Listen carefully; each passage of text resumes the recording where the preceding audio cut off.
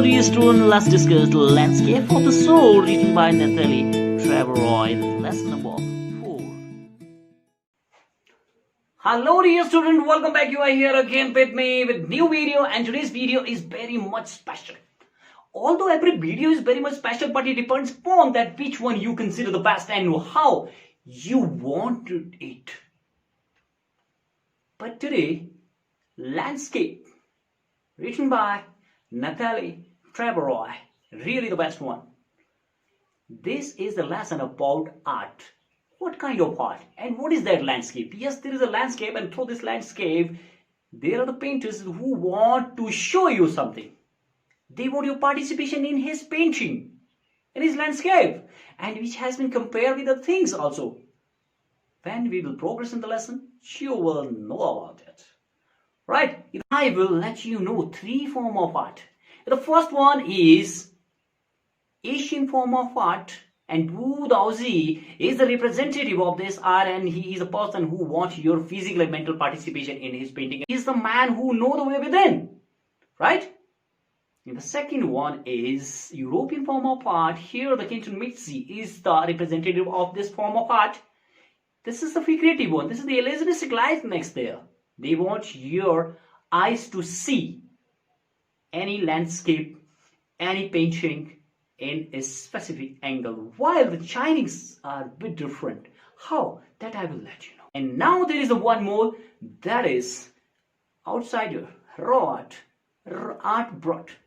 Actually, artistically and culturally, this is immature form of art. There was a wonderful tale about a painter who lived in 8th century, and his name was Boo Dawsey. Once he was invited by a king, Tang King, Emperor Xuanzong, to make a beautiful painting to decorate the walls of his palace, and very soon he made it. And king and the emperor was so much satisfied with this painting, and he was praising, he was admiring its external beauty, whatever he could see. Right? Because there was so beautiful thing over that painting, and he was admiring, he was, praising its creation. And afterward, the Boo Dawsey said that, let me show you the way within. He said that emperor may rule over the territory he has conquered, but the artists know the way within. So let me show you the way. Right? As he drawn the curtain over from that painting, right, he clapped the hand, and entrance of that cave opened. And as he entered in that cave, the trace of that painting never seen, not only the painting but also the painter never seen in this spot again. Emperor was so much astonished, he couldn't find any word to express that what happened. So here, important message is that you can praise and you can see things externally, you can admire, you can praise these things externally, but only the artist know the way within what exactly he wants and what kind of participation he wants from the viewers. Right? The such stories are so many in Chinese classical education, which is so much helpful to the teachers to guide their student in the right direction. This was something about the Asian painting here and the Chinese painting, and how they want your participation not through the eyes but through your mind. Right? I will let you know more something about it. Now move to the second one here. We will talk about European painting. In 15th century and above, there was a blacksmith whose name was Conceptual, and Conceptual fell in love with a painter's daughter. The painter couldn't allow him son-in-law because he belongs to this professions. So here, Conceptual sneaked into painter's studio and made a beautiful fly over his latest panel. And it was so impressive, and he has made that delicate realism that painter was so much impressed with it. And he was trying to set it away before he had realized that what had happened. He admitted him an apprentice to his office, and later he married to his beloved. Both the stories want to achieve artistic perfection, but there is a big contrast between the two. How? In the previous one, in the first one, you can see that how Boo Dawsey said that, let me show you the way, because emperor may rule the territory he has conquered, but only the artist know the way within. Because These are the Asian painting, and here it represents the inner life, spirit. It has spiritualism and conceptual space. And here Boo Dawsey want your participation, so not only the eyes, but also your mind. He want your physical and mental participation. And as compared to this one, Europeans are very much different, and they want your eyes, right? They want to show you their painting through a specific angle, the way they had made, the way they want to show you. Actually, they want to show you the external beauty. But here in the Chinese, right, it is not figurative and illusionistic likeness like that of Europe, but it has a conceptual space. And that can be here expressed as, right, with which shanshui ke saath. So what is that? See, this concept is expressed as shanshui. What is shanshui?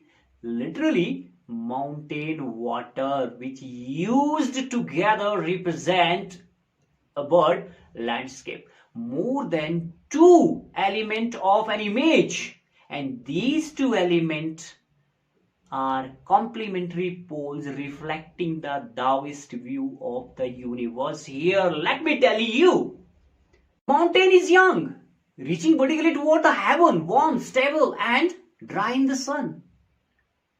And yin, the water is yin here, yin, right? It is lying and resting on the earth, fluid, cool, moist, right? So here, the interaction of the two here, interaction is what, where, how? The sea, interaction of the yin. Yin is what? Is the feministic energy of the universe, and its counterpart, masculine. Interaction of these two is the fundamental way and the fundamental view of Taoist where interaction occurs. This is, of course, the fundamental notion of the Taoism, which is often overlooked. The third element, the middle void, where interaction takes place. And this can be compared with the yogic practice of pranayama. Breathe in, stop, breathe out. Middle void is essential for everyone. Nothing is possible without middle void, because this is the place where interaction takes place.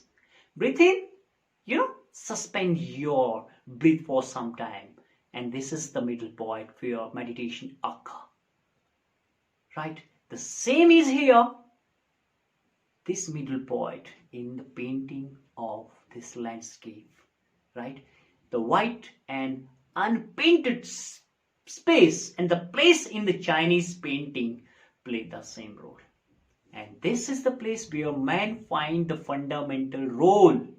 How? In that space, it becomes the conduit of communication between heaven and earth. His presence is essential. According to the Francois Cheng's wonderful expression, he said that this unpainted and white space is like an eye on the landscape. Now move to the one more kind of painting, which is called getting inside outsider art. What kind of art is this? Yes, this is the kind of art. In 1940, Mr. Jean Joffred moved to the concept of art brut, raw art, outsider art. Otherwise, so see, culturally and artistically, it was in a raw state. That's why it has been called the raw art. But with the passage of time, it becomes the fastest growing of interest, right, in contemporary art internationally. It was the art of those people who has received no formal training but show the artistic talent to do it. When Jean Joffred in 1940 was mooting this idea and mooted the concept of this art brut, in India there was a man who was clearing the patch of jungle to make such a creation, and the beautiful creations that we are talking about, outsider art, raw art, right? That was Mr. Nek Chand. He cleared a patch of jungle and he used everything and anything that has been discarded by the people from their kitchens, right, from their home, say अपने घरों से फेंकी हुई चीजें, बेकार जो चीजें थी, cup, plates, the sink, डब्बे, ढक्कन जो भी थे, and he used it to make these creations. Yes, I'm talking about the Raw Garden. Mr. Nick Chung has made these creations, and it's really a great contribution to the outsider art, and his work has considered and acknowledged by the various agencies of the world, and they rewarded him and they want to give him a award for his work. But Nick Chung said that no, these are not so weak award and reward for me, but my weakest award and reward is when I see the people enjoy in my creation. कि बड़े से बड़े सम्मान दे दो, but जब मैं लोगों को उसमें हंसते हुए खेलते हुए देखता हूँ, तो वो मुझे लगता है कि यही मेरा सबसे बड़ा अवार्ड है, रिवॉर्ड है. That's it. That was the landscape. And now I would tell you that there may be some questions and there may be some doubt in respect of this lesson. So there are the girl who will let you know that what is there. And after watching this video, none will be there to complain about this. See. Gungun Thakur, and I am here to represent my answer on the question. And the question is, discuss the emperor may rule over his territory he has conquered, but only the artist knows the way with. I am Pari, studying in class +1 Humanities in Government Girls Senior Secondary School, Portmore. Hello everyone, I am Anamika, student of class 11th from medical stream. Hey everyone, this is Sapna Sharma, student of +1 class in Government Girls Senior Secondary School, Portmore, Shimla. Hi, this is Gungun from class 11 representing Government Senior Secondary School, Portmore. This is Jyoti Sharma and I study in Government Senior Secondary School, Portmore. Hey everyone, myself Harshita Choi from +1 class R stream. I read in Government Senior Secondary School, Portmore. Today I am going to explain the Taoist view of universe. According to Chinese view of art, a landscape is an inner one which is spiritual and conceptual. This concept is known as shanshui, which means mountain water. Mountain and water are two complementary poles of Taoist view. Here mountain represents masculine aspect and water represents feminine aspect. In Chinese language, mountain is yang and water is yin. The place where yang and yin interacts is known as middle void, which is very important. For example, human beings act as middle void between heaven and earth. The landscape is an inner one, a spiritual and conceptual space. This phrase explains the Chinese art from where a Chinese painter wants you to enter his mind rather than borrow his eyes. There is a physical and mental participation. My question is, what is middle void compared to, and what did Wu Dawsey say to the emperor? So my first answer is, the middle part is called the middle void, which is being compared to the pranayam. It is the space where meditation takes place, the breathing in, its retention and the breathing in. And my second answer is, the emperor asked Wu to show him his sketches, but Wu said they were all in his heart. Wu used only one day to paint the landscape on the wall depicting the 300-kilometer long scenery along with the river. When it was finished, the emperor was awed by the brilliant painting. Thank you. Today I am going to discuss a question with you. So my question is, what does shanshui literally mean? Shanshui is the term in the Chinese culture which means mountain water. Here, mountain mean yang, going vertical towards the heaven. It is high, warm, dry in summer. And water represents yin, which flow on the earth's surface. Thanks. The landscape is an inner one, a spiritual and conceptual space. So my answer is, the statement, the landscape is an inner one, a spiritual and a conceptual space, means that a Chinese artist wants the viewer to enter his mind rather than borrowing his eyes to view his art piece. This requires both mental and physical participation. Viewer can enter the painting from any point and travel from one point to another point. As it is not a real one, it is an inner, spiritual and a conceptual space of the artist. Thank you. Who was Boo Dawsey? Boo Dawsey was a great painter. He lived in China in 8th century. His painting was a landscape, commissioned by the 10th Emperor Yongyong in the palace wall. No trace of the painter or his painting ever seen in the world after that? Who was Quentin? And how he able to get married to the painter's daughter? Quentin was a master blacksmith. He lived in Antwerp in the 15th century. He fell into the love of painter's daughter as he knew girl's father wouldn't accept him as son-in-law with such profession. So he painted fly in such profession that can be accepted as an apprentice to the studio. Emperor may rule over his territory he has conquered and have power, but only the artist knows the path and the mysterious work of the universe. The artist can go beyond the materialistic appearance of the object, no matter how powerful the emperor was.